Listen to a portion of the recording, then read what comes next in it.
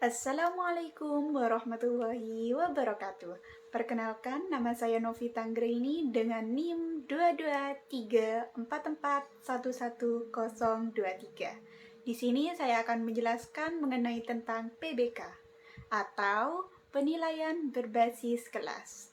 Apa sih PBK itu? Yuk kita simak video kali ini. Pengertian penilaian berbasis kelas. Penilaian berbasis kelas adalah penilaian dalam arti asesmen. Maksudnya, data dan informasi dari penilaian berbasis kelas merupakan salah satu bukti yang dapat digunakan untuk mengukur keberhasilan suatu program pendidikan secara spesifik. Tujuannya yaitu untuk pendidik yang dimaksud adalah standar kompetensi, kompetensi dasar, dan indikator pencapaian hasil belajar yang terdapat dalam kurikulum. Implementasi penilaian berbasis kelas terdapat unsur-unsur sebagai berikut, yaitu ada 5 unsur yang perlu kita ketahui. Yang pertama yaitu penilaian prestasi belajar, yang kedua penilaian kinerja, yang ketiga penilaian alternatif, yang keempat penilaian autentik, dan yang terakhir yaitu penilaian portofolio. Tujuan dan fungsi penilaian berbasis kelas. Tujuan umum penilaian berbasis kelas adalah untuk memberikan penghargaan terhadap pencapaian hasil belajar peserta didik, memperbaiki program dan kegiatan pembelajaran. Di sini juga ada fungsi penilaian berbasis kelas bagi peserta didik dan guru.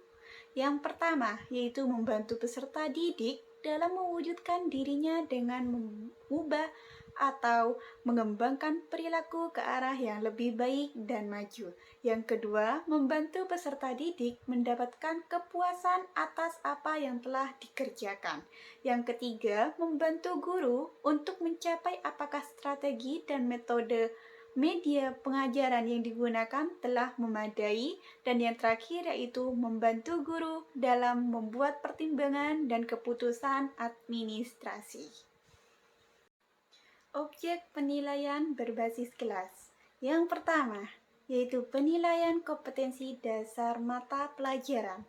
Yang kedua, penilaian kompetensi rumpun pelajaran. Yang ketiga, penilaian kompetensi lintas kurikulum. Yang keempat, penilaian kompetensi tamatan. Dan yang terakhir yaitu penilaian terhadap pencapaian keterampilan hidup. Domain dan alat penilaian berbasis kelas. Yang pertama, domain kognitif. Domain kognitif ini ada beberapa tingkatan. Yang pertama, tingkatan hafalan. Yang kedua, tingkatan pemahaman. Yang ketiga, tingkatan aplikasi. Yang keempat, tingkatan analisis. Yang kelima, tingkatan sistensis. Yang keenam, tingkatan evaluasi atau penilaian penyangkupan kemampuan. Yang kedua adalah domain psikomotor. Yang pertama, tingkatan penguasaan gerakan awal berisi kemampuan peserta didik dalam menggerakkan sebagai anggota badan.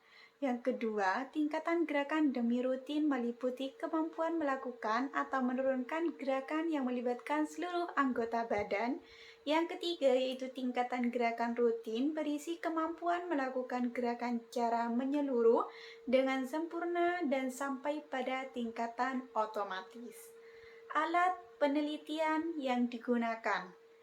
Domain psikomotor adalah tes penampilan atau kinerja yang telah dikuasai oleh peserta didik seperti 1. Tes paper and pencil, 2. Tes identifikasi, 3. Tes simulasi, dan yang terakhir tes petik kerja. Yang ketiga adalah domain efektif. Berkenaan dengan ranah efektif, ada dua hal yang harus dimiliki. Pertama, kompetensi efektif yang ingin dicapai dalam pembelajaran meliputi tingkatan pembelajaran respon, apresiasi, penilaian, dan internalisasi. Yang kedua adalah minat terhadap mata pelajaran proses pembelajaran. Prinsip-prinsip penelitian berbasis kelas. Ada 8 prinsip dalam penilaian berbasis kelas, diantaranya. Yang pertama, valid. Yang kedua, mendidik. Yang ketiga, berorientasi pada kompetensi. Yang keempat, adil dan objektif. Yang kelima, terbuka. Yang keenam, berkesinambungan. Yang ketujuh, menyeluruh, dan yang kedelapan adalah bermakna. Manfaat hasil penilaian berbasis kelas. Yang pertama, umpan balik bagi peserta didik agar mengetahui kemampuan dan kekurangannya sehingga menimbulkan motivasi untuk memperbaiki hasil belajarnya. Yang kedua, memantau kemajuan dan mengagnisasi kemampuan belajar peserta didik sehingga memungkinkan dilakukannya pengayaan dan remedial untuk memenuhi kebutuhan peserta didik sesuai dengan kemajuan dan kemampuannya. Yang ketiga, memberikan masukan kepada guru untuk memperbaiki program pembelajaran di kelas. Yang keempat, memungkinkan peserta didik untuk mencapai kompetensi yang telah ditentukan, walaupun dengan kecepatan belajar yang berbeda-beda. Dan yang terakhir yaitu memberikan informasi yang lebih komunikatif kepada orang tua dan masyarakat tentang efektivitas pendidikan. Jenis-jenis penilaian berbasis kelas. Ada 7 jenis. Yang pertama, tes tertulis. Yang kedua, tes perbuatan. Yang ketiga, pemberian tugas. Yang keempat, penilaian proyek. Yang kelima, penilaian produk. Dan yang keenam, penilaian sikap. Dan yang terakhir yaitu penilaian portofolio. Mungkin cukup sekian yang dapat saya sampaikan di video kali ini. Kurang lebihnya mohon maaf. Dan jangan lupa like and comment-nya ya. See you. Wassalamualaikum warahmatullahi wabarakatuh.